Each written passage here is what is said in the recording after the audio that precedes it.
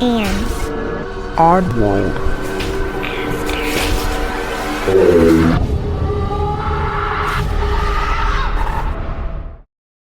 Hey oddballs, I'm your host Jensen, and welcome to episode 180. Okay, so I have Golden from the K-pop Demon Hunters movie stuck in my head because I'm mass recording today because I actually feel decent. And it's stuck in my head because of the last episode saying bathed in gold or golden light or whatever. So my brain's just been kind of playing it on loop in the background. And so I have to mass record also because since I feel decent, I could get sick again because I have a child who does go to school and it's inevitable. I get sick at least once a month, if not twice a month this time of year until about June. So, woohoo! It's okay. It's not worth celebrating, but you know what is worth celebrating? December 10th babies. It's your birthday today. And I have the book of birthdays in front of me and we're going to get to know who you are. So happy birthday. And here we go. Happy birthday. The quiet and generally controlled demeanor that characterizes those born on this day often masks their steadily burning determination to realize their ideals.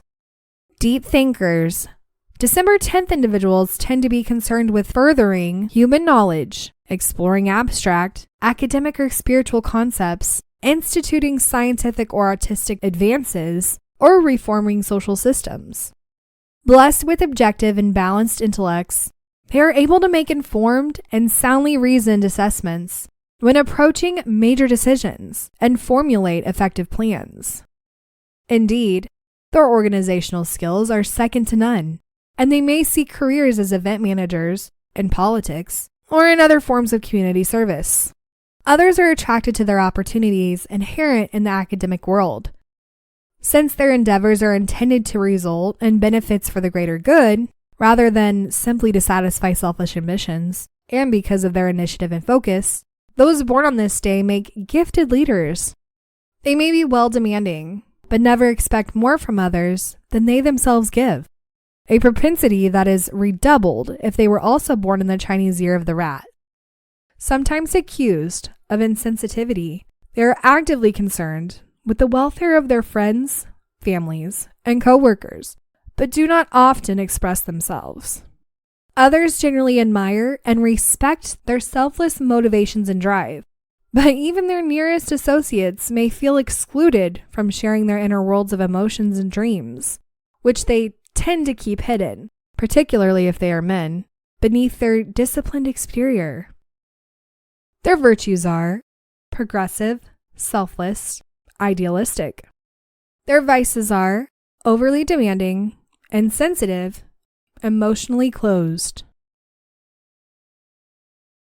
All right, so happy birthday again, you December 10th babies. As always, if this sounds like you or somebody you know, let me know in the comments below. The two stories that I have for you today are actually from the same person, and they're very short, but I want to keep them separate because I just kind of want to dive into each separately. Plus, they come separately, so I hope that makes sense. Anyhow, here we go. This comes from Unity_212 on Reddit. When I was younger, around 6 or 8, my grandma moved into a huge home with a boulder in the front yard. This 2-story home had around 5 bedrooms with 3 bathrooms. Basically, all the rooms were occupied except the master bedroom. My grandma decided to use a smaller guest bedroom and the hallway bathroom instead of the master's.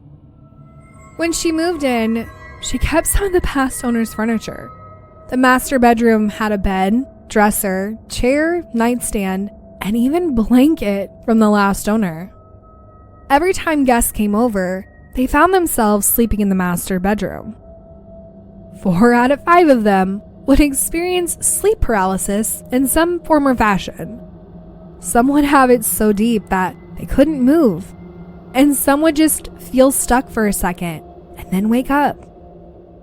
Using the bathroom in that room, the tub's plumbing wouldn't work, and some brown water would come out if you use the jacuzzi tub, not the shower function. The toilet water would run constantly, and the faucet would leak. But honestly, that could just be plumbing issues. When using the master bedroom bathroom, everyone would leave all the doors open. So the bedroom door and the bathroom door. Because when you close them, you could feel stuck in a quiet room. And if you close the bathroom door, you feel like someone is outside the door, staring through it. Finally, the house did get super cold sometimes. Yes, I was a kid when this happened, but I vividly remember. And I even asked my older family members recently, and they all agreed that the house was weird. Imagine, even grown men didn't want to stay in that room. And people would constantly talk about that house, as it was haunted. My grandma did move, and I can say the house after she moved in felt more haunted, but I can explain that in another post. I mean, it's hard to say I wouldn't keep the furniture too, but it feels like every time someone buys a house and keeps the furniture from the previous owner, something always happens. Like, if the previous owner has passed away. Obviously, if the previous owner is still living, then maybe not. But every paranormal story that I've read that has old furniture from a previous owner has always had some kind of paranormal experience happening. And then they get rid of the furniture and the paranormal happenings stop happening.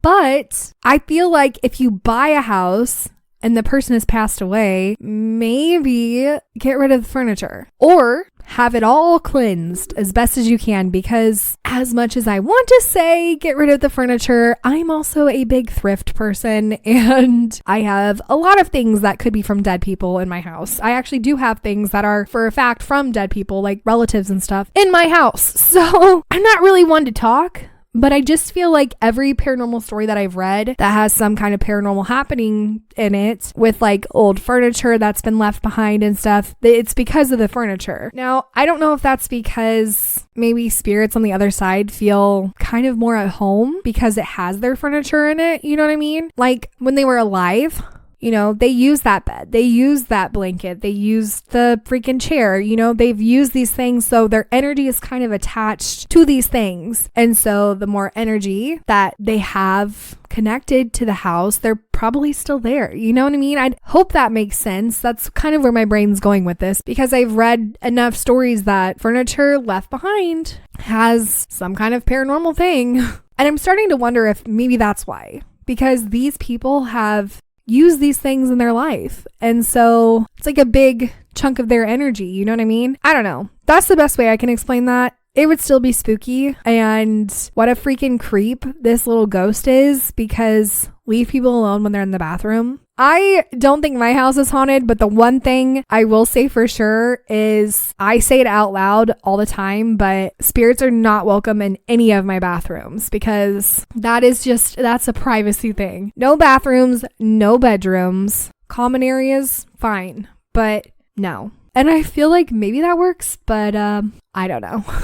It does make me feel better, I can tell you that. But anyhow, if you guys have any comments, let me know below. And let's go ahead and move on to the second story from this person.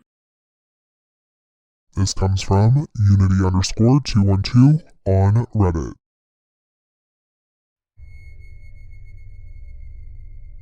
This is the second post to the first one. But basically, after my grandma moved out of her huge house where she had haunting experiences, she moved to a smaller 2-bedroom, 1-bath, blue house. She brought all of her stuff that she could into this house. This house had a basement and a small attic. The only weird experiences we had as a family when we visited there was seeing shadows and hearing footsteps mostly. It could have been a trick of the light, but we would see them at different parts of the house. Kitchen and living room mostly. Just a quick shadow run past and disappear. Nothing to the nature of something standing in front of us fully. Finally, the steps. Some could argue that the house is old and poorly maintained, so that's why we heard steps. But it doesn't explain how we would hear hard footsteps when no one was awake, or if you were the only one in the house. Imagine closing the door to the room you're in and hearing boom, boom, boom, thinking someone just broke in. We thought the basement was haunted because it was a dark basement. But when you would go down there, you would still hear the footsteps upstairs banging hard. This could be explained by someone else, just as having an old house, and by having 2 houses back to back having very weird and unsettling vibes. But adults wouldn't even want to sleep there unless more than one person was there, and that says something. The family members got older, and we did make more money and helped my grandma move to a nicer house and neighborhood, including having her get rid of the used stuff she borrowed from the first house. We haven't had any experience whatsoever. See, and I was just about to ask if she had brought the things that were the previous owners from the other house to this house, and clearly she did, which I totally understand. If you don't have the money to afford new things or like whatever, absolutely you're going to use what you can. But oh my God, she clearly brought whatever was in the other house to this house. And yeah, like it might just be footsteps and shadows, but that's a 1-up from the last house. Or is it not? Because sleep paralysis is pretty crazy and very, very spooky. So I don't know. I'd almost want to hear the footsteps and see the shadows because quite honestly, like that's my mom's house. Which, oh my God, my mom's house is a whole other topic. I'm going to have her either send me them or I'll just tell you on the next episode because there's been some crazy stuff happening. Oh my God, and even here. Oh yeah, I'm for sure going to have to tell you. But back to this story, it could just be an old house thing, but I'm really starting to think it's not. I really think the furniture had something attached and she just happened to carry it over to this new house because, lo and behold, she has a new house with new furniture and nothing's happening. Which, truthfully, it could be the furniture or it could be a mixture of the two. She could have just purchased another haunted house. I mean, I don't know. It's not a completely unreasonable thought, but I really think the furniture is what was haunted. And so maybe you were hearing the footsteps and seeing the shadows this time because whatever was attached to said furniture decided to really make themselves known and they were really confused about why their furniture was in another house. You know what I mean? I don't know. I'm not a freaking ghost, so I can't talk to them either. I don't know. I find it kind of sad, kind of funny, only because she bought 2 homes back to back that were haunted. It's kind of fun, and it makes you wonder, like, it makes me wonder, where did the furniture go? And who's using it now? And are they having experiences? Because I'm going to say it over and over again. It's the furniture. I really feel like it's the furniture, unless for some reason it's not and she just happened to drag something over, but I really don't think so. And I'm just going to keep sounding like a broken record. She has a new house now with new furniture and nothing's happening. So I feel like it really is the furniture. But I'll stop. You guys tell me what you think. And if you have a paranormal story like either one of these or any paranormal story in general, head on over to my website and submit it. I hope you enjoyed today's episode. And well, it's an odd world after all. Oddballs, thank you for listening. And if you enjoyed today's episode, don't forget to leave 5 stars or thumbs up on whatever podcast platform you listen on. If you have any comments for this episode, comment below or head over to Instagram and comment on this episode's preview. To submit a story or for more information, go to itsanoddworldafterall.com.